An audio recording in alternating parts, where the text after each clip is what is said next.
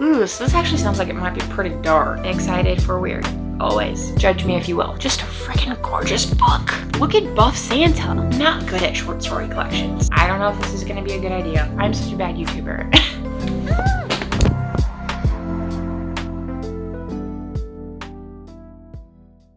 Hi, I'm Sam. There's quite literally no one asking me to do this, but I've been acquiring too many new books, so I need to show you how much my bookshelf has expanded since I did my summer book haul. More than half of these are ones that I've already read and know that I like. And a lot of these I have recently talked about too, so ones that I've recently talked about I will kind of just gloss over. Okay, so starting out, I'm going to start with the first two, which are manga. So Blood on the Tracks by Shuzo Oshimi, volume 7. This is a series that I am collecting the entire series. Talked about this quite a bit on my channel, so I'm not gonna really go into a ton of detail, but this is a horror manga, the horror of family. We follow a young, like middle school age boy, and he is dealing with his changing relationship with his mom, and she's very controlling. And the drawings are very spooky. The author is able to evoke a lot of emotion through his drawings, so highly recommend this series.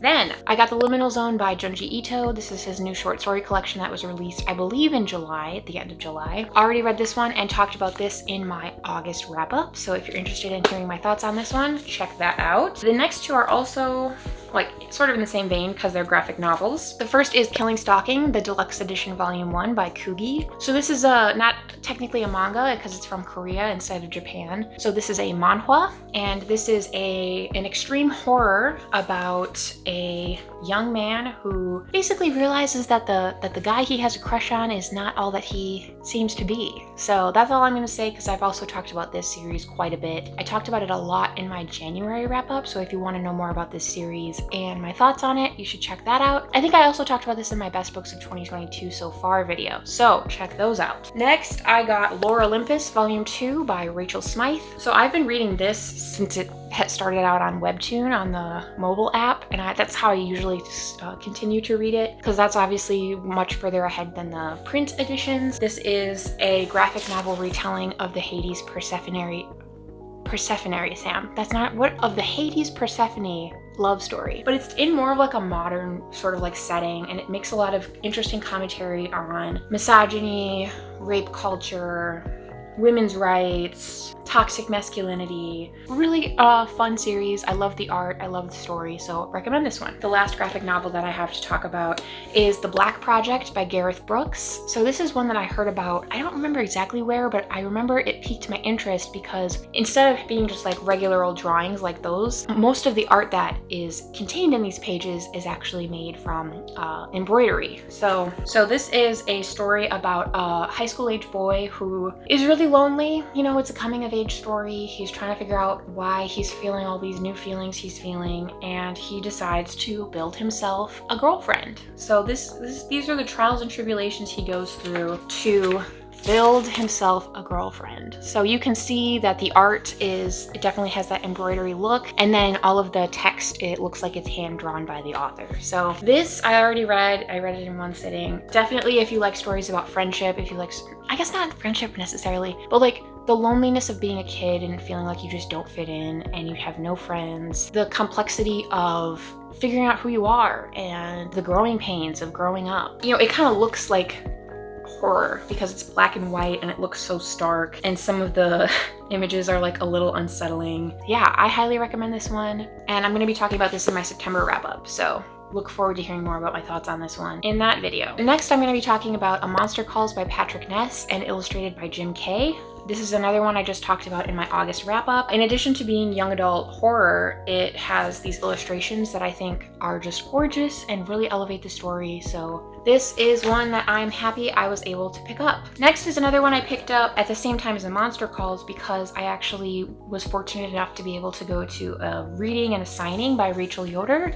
So I got her paperback copy of Night Bitch. And this is about a woman who is really struggling with motherhood. She has a toddler and she just feels like she's completely lost herself to being a mother. So this anger and these frustrations manifest themselves in the form of her transforming into a dog. So this was a really fun read. I annotated it and I did a whole reading vlog, and I went to the book signing, so I vlogged that as well. So if you're interested in checking that out, you can watch more about my thoughts on this in that video. Next, I picked up The Hike by Drew Magary. I got a used copy of this, and I was really happy that I ended up liking this because I bought this before reading it. It was kind of serendipitous, or it was just kind of like the stars aligning, I think, because I had gotten this from the library, wasn't able to read it before it was due, had to return it, and then it was just nice that I was able to find a used copy because from the first page I could tell that this was a book that I wanted to annotate. It ended up working out really well, but this is kind of like an acid trip, Alice in Wonderland, Dungeons and Dragons mixed with the Phantom Tollbooth type of wild ride. So if any of that sounds interesting to you, you should check it out. Otherwise, I also talked about it more in depth in my July wrap-up if you want to know more about my thoughts on it. Next, I was gifted a hardback version of The First Bad Man by Miranda July. This is a really difficult book to describe the synopsis of, but Miranda July is an absurd, hilarious writer, and I talked about this in my best books of 2022 and my July wrap-up. I think my July wrap-up. So you should check out those videos to hear more about my thoughts about this one because it's really funny. Obviously, it was one of the best things I've read so far this year, and that is still the case. So go check out those videos. Next, I got another book by Miranda July, but this is a short story collection called No One Belongs Here More Than You. I actually just talked about this in my August wrap-up. This was overall, you know, pretty good. I'm just not really that much of a short story person, so I don't know why I keep buying short story collections. I laughed so much when I read this, but there's just something about short stories that just don't really do it for me. But yes, talked about this in my August wrap-up. You should watch that if you want to know more about my thoughts. I read a few excerpts from the book as well. If it kind of feels like I'm flying through these, it's because these are ones I've already read, and like most of these I've already talked about, so I just don't want to like waste your time. But next, this is one I don't think I've ever actually talked about on my channel, except maybe on my very first video, but that is Clockwork by Philip Pullman. I was able to find a used copy of this online. So I already own the paperback version, but I don't really like that it's this Scholastic signature version. I was happy to find this hardcover, and then I'll probably just like unhaul this paperback version. But this is actually a children's story by Philip Pullman. It follows like a few different characters, and then over the course of the story, like their paths intertwine and like their narratives become connected. In the fading light of a snowy winter's evening, with church bells and timepieces sounding the hour, a story has been set in motion by turns, magical, terrifying, and urgent as a ticking clock. The characters are Carl, an apprentice clockmaker who has missed a deadline that may well be his last, Fritz, the writer who has begun a story he can't control, and Gretel, the innkeeper's daughter, whose courage will soon need to match her kindness. There's also Prince Florian, whose mechanical heart will wind down if help isn't found, Sir Ironsoul, the clockwork knight with murderous tendencies, and finally the nefarious Dr. Calmenius, who some say is the devil himself. Like the gears of a strange and wonderful clock, the characters and tales fit together piece by piece to form a masterwork of chilling suspense. This left really quite an impression on me. It's like children's horror, but it's just still such a good story. This is also illustrated by Leonard Gore. The illustrations are really cool. This is just like one of my favorite books that I read when I was a kid, and I still like to read it today because it still holds up. Next, I got Nothing Can Hurt You by Nicola May Goldberg. I read this earlier this year. It's in one of my wrap-ups. I can't remember off the top of my head which one it is. This is about a young woman who is killed. This book is like a series of vignettes from the perspective of someone who is somehow connected to that event, and not necessarily even like connected like they took place in the murder, but it's more so the butterfly effect of this single killing and how it affects like so many people who are even like so seemingly so far removed from the girl who died. So I really liked it because we only get their perspective in a single chapter, and then we move on to the next character. You don't really get super connected to a single character, and it really does kind of keep you at an arm's length, which I know some people might not like, but I really enjoyed it. So that is why I purchased it. I was really happy because this is an out of print version that I was able to find online. Next, I got Diary of an Oxygen Thief by Anonymous. This is a book about a guy who is a bad person and he likes to emotionally abuse women. And what I liked about this is that the main character sucks, he's a bad guy, and then the whole book is basically like him suffering. I was able to like get a lot of satisfaction out of like seeing and like reading about him suffering because he is a bad guy and I think he deserves it. So I talked about this in my, I think May-June wrap up, but I also read it in a reading vlog, maybe my Phoenix reading vlog. I'm such a bad YouTuber. But I have talked about this on my channel before, so I will leave links in the description if you want to hear more about my thoughts on this. Next, I read House of Hollow. I didn't read it. This is a book haul, Sam, not a wrap up. Next, I got House of Hollow by Crystal Sutherland. There was this online bookseller that was having this huge sale. So I was able to get a bunch of brand new hardcovers for like super cheap. This is a young adult horror about a young woman or young girl named Iris, and she and her two older sisters have always been really strange. And when they were children, they disappeared for a month and then returned, and they kind of have never been the same ever since. Now her oldest sister goes missing again in similar circumstances as they did when they were kids. So Iris has to uncover what happened to them as kids to basically save her sister. So I talked about this in my July wrap up, and I ended up really liking it a lot more than I thought I would. And it just had some young ladies kicking ass and taking names, which I liked. So that's why I picked that one up. Next, I got a copy of Tender is the Flesh by Agustina Basterica. This is about a dystopian future in which there's a virus that contaminates all animal meat. So we can no longer consume animal meat. Instead, the government legalizes cannibalism. So this is from the perspective of our main character who works in basically a human slaughterhouse and him struggling with this transition. I believe I talked about this in my May June wrap up. Yeah, I talked about this before on my channel. Next, this is another one I got from that online bookseller for really cheap. I was able to find a hardcover version of Nothing to See Here by Kevin Wilson. This is one that I actually listened to on audiobook. I think I talk about it in my February wrap up. This was just really heartwarming and really weird, and one of the few instances where there's like magical realism that I actually enjoyed. I'm usually not a huge lover of magical realism. This is about a woman who is contacted by an old friend who she had in boarding school, and the old friend wants our main character to come be a nanny for her two stepkids. And the stepkids burst into flames when they're angry, and that's like not a joke. Like they literally burst into flames when they get angry. So kind of just like the hijinks and the crazy situations that you could imagine would come from a situation like that happen in this book, and it's fun to read about. Okay, and then last book that I got that I have already read is one that I found used online, and I'm really happy because it's in really good shape. It's this old hardcover of The Ruins by Scott Smith. So I read this in April. I actually read this in my Cali travel reading vlog, and then yeah, I finished it in April. The hardcover and like the dust jacket is just like in great shape. You can tell this is old because the white has kind of like yellowed a little bit, but I just love that. This is about a group of college students who go to Mexico on a vacation, and then they decide to go off the beaten path and go to some of these old Mayan ruins. A lot of horrific things happen to them at these ruins. So I don't really want to spoil it for you, but this has some great body horror. I love the movie adaptation of this too. That still holds up. So yeah, really happy I was able to find this version. Now we're going to transition to books that I purchased, but I have not yet read. Judge me if you will. So first I got Yolk by Mary H.K. Choi. This is one that appealed to me because it's a story about sisters, and I'm really close to my sister. Two sisters who have grown apart now that they're adults. They were really close when they were kids, but then I think something happens that makes them kind of grow apart. And now one of the sisters, as an adult, has cancer, and that basically makes them come back together by force. So obviously the cover of this is gorgeous.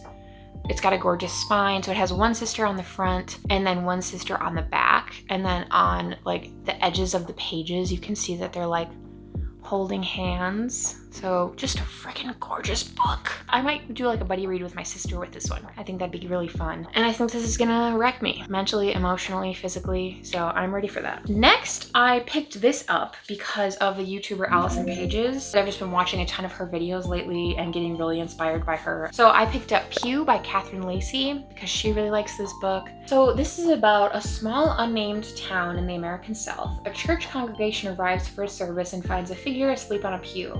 The person is genderless and racially ambiguous and refuses to speak. One family takes in the strange visitor and nicknames them Pew. As the town spends the week preparing for a mysterious forgiveness festival, Pew is shuttled from one household to the next. The earnest and seemingly well-meaning townspeople see conflicting identities in Pew, and many confess their fears and secrets to them in one-sided conversations. Pew listens and observes while experiencing brief flashes of past lives or clues about their origin.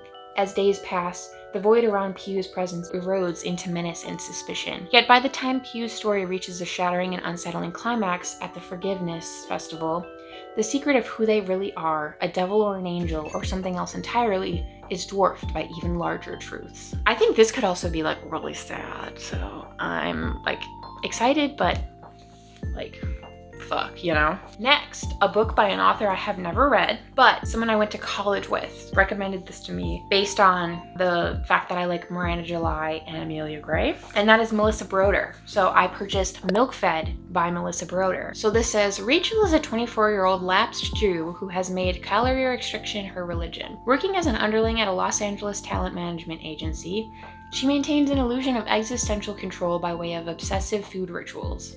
Rachel is content to carry on subsisting until her therapist encourages her to take a communication detox from her mother, who raised her in the tradition of calorie counting. Rachel soon meets Miriam, a zaftig, young Orthodox Jewish woman who works at her favorite frozen yogurt shop.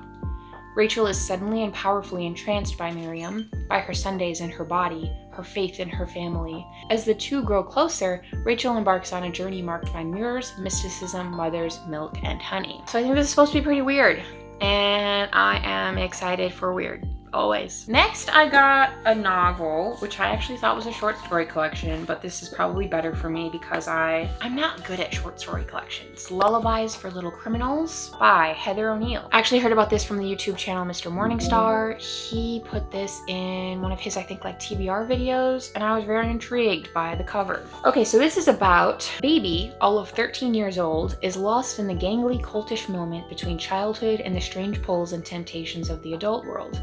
Her mother is dead, her father Jules is scarcely more than a child himself, and is always on the lookout for his next score. Baby knows that chocolate milk is Jules' slang for heroin and sees a lot more of that in her house than the real thing. But she takes vivid delight in the scrappy bits of happiness and beauty that finds their way to her, and moves through the threat of the streets as if she's been choreographed in a dance. Soon though, a hazard emerges that is bigger than even her hard-won survival skills can handle. Alphonse, the local pimp, has his eye on her for his new girl, and what the Johns don't take, he covets for himself. If Baby cannot learn to become her own salvation, his dark world threatens to claim her body and soul. Ooh, so this actually sounds like it might be pretty dark, but if I know one thing, it's that I like dark. Next, I got a horror novel that I'm a little, I don't know guys, I don't know if this is gonna be a good idea, but so many people have been saying it's good, and I really want, it's been so long since I read a really good new horror novel, so I'm hoping this is it for me. So that is The Last House on Needless Street by Katrina Ward. Is it Katrina, guys? Or Catriona? I'm gonna say Katrina Ward. I don't know what this is about. I'm assuming it's a haunted house book. In a boarded up house on a dead-end street at the edge of the wild Washington woods lives a family of 3. A teenage girl who isn't allowed outside, not after last time. A man who drinks alone in front of his TV, trying to ignore the gaps in his memory. And a house cat who loves napping and reading the Bible. An unspeakable secret binds them together, but when a new neighbor moves in next door, what is buried among the birch trees may come back to haunt them all. People seem to really freaking like this book, so I hope I do too. But I got this on sale. Again, this was $6. Freaking brand spanking new hardcover. Can you believe it? And it's pretty, and there's a little cat on the spine, so I hope I like it. The next few are all, again, from that same sale. They're all hardcovers. Not to brag. This is The Collective by Allison Galen. Just how far will a grief-stricken mother go to right a tragic wrong? Camille Gardner is a grieving and angry mother who, 5 years after her daughter's death, is still obsessed with the privileged young man she believes to be responsible. When her rash actions draw the attention of a secret group of women, The Collective, Camille is drawn into a dark web where these mothers share their wildly different stories of loss, as well as their desires for justice in a world where privilege denies accountability. Fueled by mutual rage, the Collective members devise and act out retribution fantasies via precise, anonymous, highly coordinated revenge killings. As Camille struggles to comprehend whether this is a role-playing exercise or terrifying reality, she must decide if these women are truly avenging angels or monsters. Becoming more deeply enmeshed in the group, Camille learns truths about the Collective and about herself that she may not survive. There's one thing you need to know about me, it's that I love a revenge story, especially when it is women avenging themselves or a loved one against a shitty man. I got real high hopes for this. Next, we got a big boy. Next, we got a thickie. Don't know how to say this guy's name either, and he's a really well-loved author, so That's exciting for me. That is Imaginary Friend by Steven. What is it, guys? What's the last name? Is the B silent? I don't know. I'm not even gonna try and say it. But this is the guy who wrote The Perks of Being a Wallflower. This cover looks really cool, and it's supposed to be really scary. Single mother Kate Reese is on the run. Determined to improve life for herself and her son Christopher, she flees an abusive relationship in the middle of the night with her child. Together, they find themselves drawn to the tight-knit community of Mill Grove, Pennsylvania. It's as far off the beaten track as they can get. Just one highway in, one highway out. At first, it seems like the perfect place to finally settle down. Then Christopher vanishes. For 6 long days, no one can find him, until Christopher emerges from the woods at the edge of town, unharmed but not unchanged. He returns with a voice in his head only he can hear, with a mission only he can complete. Build a treehouse in the woods by Christmas, or his mother and everyone in the town will never be the same again. That sounds pretty good to me. No, that sounds good. I'm excited to read this. We shall see. Next, I got Bad Man by Dathan Auerbach. I loved Pen Pal by him, so I'm really hoping that Bad Man is also good, but I think that this one is not as beloved as Pen Pal. Eric disappeared when he was 3 years old. Ben looked away for only a second at the grocery store, but that was all it took. His brother was gone, vanished right into the sticky air of the Florida Panhandle. They say you've got only a couple of days to find a missing person. 48 hours to conduct searches, knock on doors, and talk to witnesses. 2 days to tear the world apart if there's any chance of putting yours back together. That's your window. For Ben, that window closed 5 years ago, leaving his life in ruins. He still looks for his brother, still searches, while his stepmother sits and waits and whispers for Eric, refusing to leave the house that Ben's father can no longer afford. Now 20 and desperate for work, Ben takes a job on the night stock crew at the only place that will have him, the store that blinked Eric out of existence. Ben can feel that there's something wrong there, with the people, with his boss, with the gratified Baylor that shudders and moans and beckons. But he's in the right place. He knows the store has much to show him, so he keeps searching. Except Ben misses the most important thing of all, that he should have stopped looking. Yeah, that sounds pretty good. That sounds pretty good. So another hardcover I was able to get for $6. Yeah, I like that. Last but not least, I just talked about Slewfoot by Brahm in my August wrap-up, and I was actually able to find, with one of my gift cards, Krampus by Brahm. So obviously it's fall, so it's not quite seasonally appropriate to be reading this yet, but I will absolutely be reading this in December. I'm so excited. I loved Slewfoot. I loved the illustrations. I also baseline just love Krampus and like the lore. And this also has really cool illustrations like Slewfoot did of the characters. Look at Buff Santa. Santa's gonna kick your ass, dude. You better be nice or he's gonna come kick your ass. So I'm excited to read this. I wanna read this in December. I think this will be really, really fun to read in the winter time because it looks like it's, you know, nice and snowy, very seasonal. Very excited. There are also 2 books that I don't have because I already loaned them out to some friends, but they're ones I already read. So that is Pretty Girls by Karen Slaughter and Come Closer by Sarah Gran. I also got a hardcover version of that. So in total, I believe that's 28 books. So I'm hoping I'm done buying books for a while. This is a lot for me. Okay, thanks for watching, guys. That has been the book haul. Hope you liked it. I'm going to be coming out with a 24-hour readathon soon. I already filmed it, so I just have to edit it. I'm really excited for October, obviously. Hoping to do some fun stuff for October. So yeah, watch my other videos if you want. Subscribe if you want. Come hang and be weird. Okay, love you. Goodbye.